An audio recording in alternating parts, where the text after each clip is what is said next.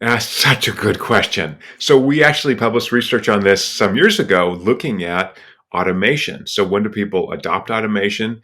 And one of the issues that concerns people with automation is the lack of monitoring.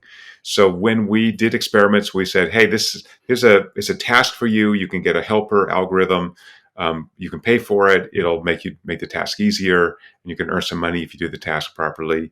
If we said this algorithm's like 98% accurate, people just assume it's 98 is perfect. Even 90% or 85%, they don't monitor it.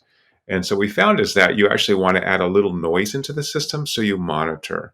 So I think that this gets back to also Swami's question. I think that so the PII, you've got to own your own data. That's the first thing, right? Again, you might want to share it to companies to make your experience better, but you need to own the data yourself and decide who sees it. So that's the first part. And for our company, we have no personally identifiable information on our platform, zero. You can see your own data, but we do is aggregate the data, right? So we don't know who you are. Very important. But I think that the example of your coming home with your spouse should be your wife might have had a bad day. You might want to do this, right? We want you to monitor and continue to have these experiences. Having said that, there's an argument made by Steven Pinker at Harvard that by reading literature, we became more empathic as a species because we started to experience other people's lives, right? So think of the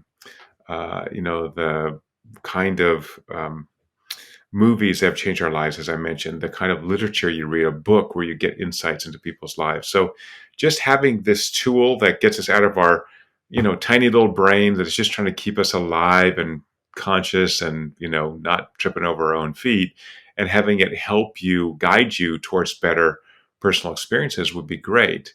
So even in the extreme. So I use, say, immersion and or AI to train my customer service agents in person on the phone.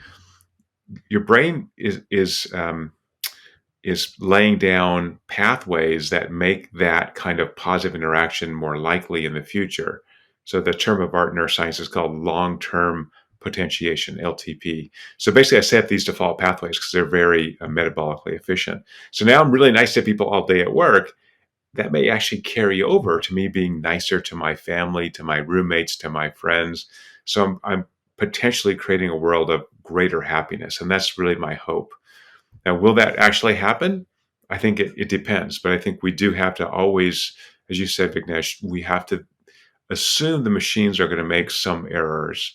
And the reason we will never get 100% predictability and neurologically is that there's an underlying randomness in brain activity that's not completely understood, but probably has to do with housekeeping. So you've actually got to kind of keep the pathways open, and so you see this kind of background randomness in the brain, which means no matter how good I am at predicting what Swami's going to do tomorrow, there's going to be some noise in that prediction. It's never going to be 100%.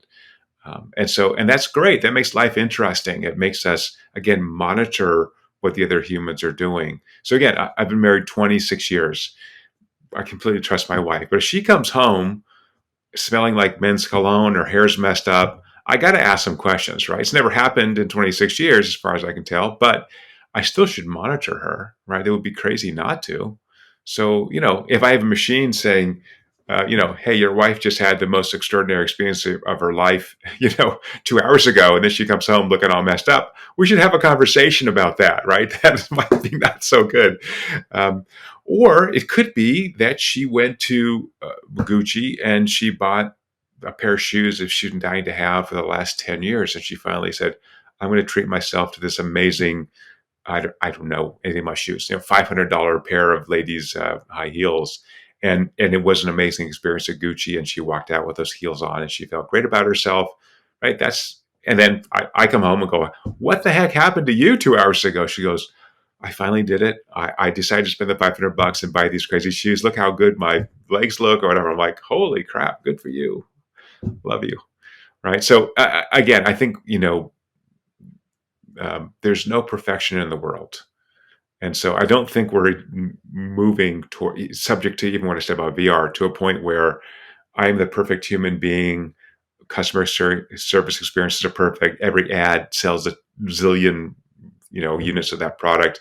We're never going to be there because people are, as we established earlier, people are weird. Brains work differently. It's a bunch of randomness, and also people change, right? So I think I'm an optimist. If you can't tell, I think generally things get better and better, and I think there's a lot of evidence for that.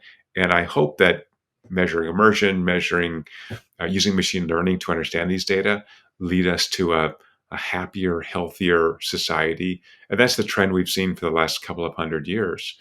So I don't think there's a reason for that not to continue. Given Elon Musk's, concern about AI taking over and the singularity, and that's a different conversation. I think that's a different conversation.